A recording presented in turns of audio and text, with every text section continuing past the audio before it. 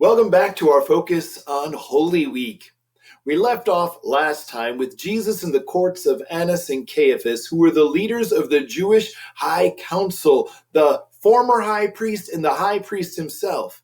This was where the Jewish leaders made their case. Now keep in mind, this was over the night hours. Jesus was arrested after dinner, going to the garden. This trial happened through the night. In the morning, very early, they brought him to Pontius Pilate, which is where our presentation resumes. So throughout the night, the Jewish leaders influenced Annas and Caiaphas, and they influenced the entire high council to convict Jesus of blasphemy. And so they led him to Pontius Pilate and requested the death sentence. In the midst of all of this, Judas recognized what he had done so wrong. He realized Jesus really was the Messiah. And so, trying to change the course of his actions, Judas actually took his money bag full of silver and took it back to the people who had given it to him, the leaders who had convinced Judas to betray Jesus. But they wouldn't accept it. He took the bag and he threw it on the floor, but they wouldn't accept the money because it was blood money. So they used it to buy a potter's field. Judas had a very poor response to going through a very challenging time. He felt so much sorrow and guilt over what he had done. He hung himself. Now, Jesus finally had his chance to stand before the Roman governor, Pontius Pilate. And Pilate asked him, "Are you the king of the Jews?" To which Jesus replied, "You have said so." Pilate asked him what he thought of his accusations, and he received Jesus, and Jesus said nothing. And this astounded Pontius Pilate. Jesus remained silent. He didn't defend himself very much. Pilate, after talking to Jesus, he says, "There's nothing wrong with this guy. He hasn't done anything wrong." He even goes out to the Jews who had gathered out in his courtyard and said, "I find no guilt in him." And when they heard this, the Jews were very mad. So Pilate had to come up with a creative idea. So he thought, "I have a custom. I release one Jewish prisoner each Passover." He asked the people, "So do you want me to release to you the king of the Jews?" And the Jews of them yelled, "Not this man, but Barabbas." Barabbas was a robber. Barabbas was a murderer. Jesus fed people, healed people, taught people. The Jewish people were really riled up. They were really intimidated by Jesus. And they truly wanted to convince this Roman governor named Pilate to get rid of this man. So they shouted, "Barabbas! We want Barabbas!"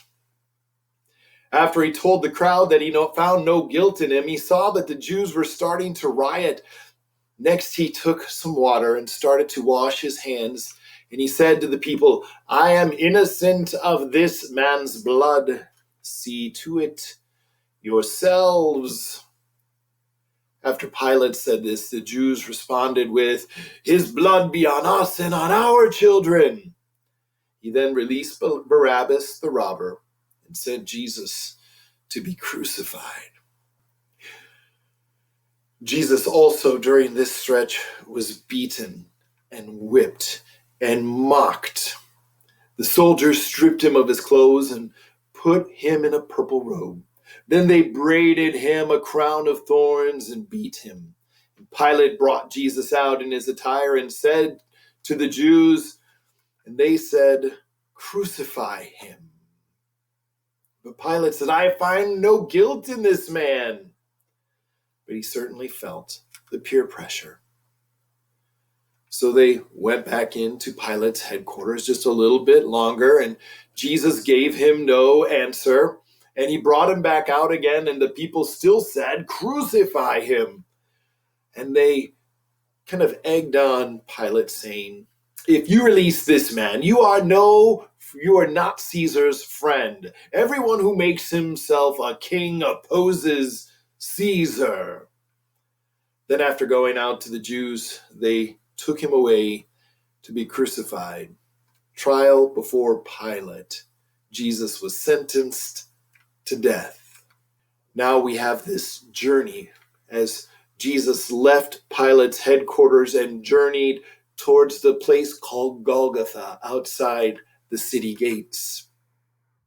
As he went, the weight of the cross became too great for him, and a guard grabbed Simon of Cyrene and asked him to carry the cross for Jesus.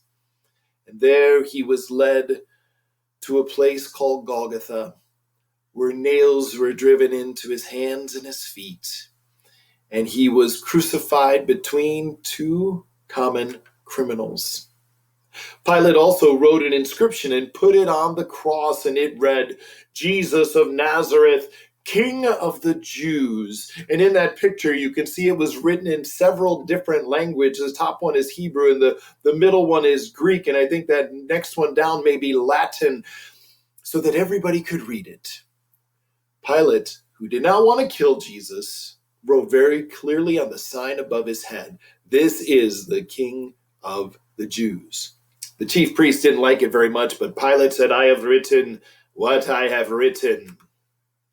Now from the 6th hour there was darkness over the land until the 9th hour. And about the 9th hour Jesus cried out with a loud voice, saying, "Eli, Eli, lema sabachthani?" That is, my God, why have you forsaken me?" On the cross, Jesus felt the forsakenness of the Father that we would feel without his forgiveness. Jesus bore the weight of the sins of the world upon his shoulders on the cross so that we might have life. And in this moment, he felt forsaken by his Father. People walked by, deriding him, wagging their heads and saying, "Ha, you who would destroy the temple and rebuild it in 3 days. Save yourselves. If you are the Son of God, come down from the cross." They egged him on, saying, "Hey, God, come on down." When the soldiers had crucified Jesus, they took his garments and divided them into 4 parts, 1 part for each soldier, and also his tunic, which was seamless. So they cast lots for it. That's that picture in the lower right. They cast lots to see who would get the fully sewn garment. Jesus said from the cross, "I thirst." A jar full of sour wine stood there. So they put a sponge full of the sour wine on a hyssop branch and held it to his mouth. When Jesus had received the sour wine, he said, "It is finished." And he bowed his head and gave up his spirit. Jesus, true God in the flesh, died on the cross bearing the sins of the world, forsaken by God. But when they came to Jesus, this is the soldiers actually were trying to, the Jews had asked for the body to get them off the cross so they could put them away before the Passover began.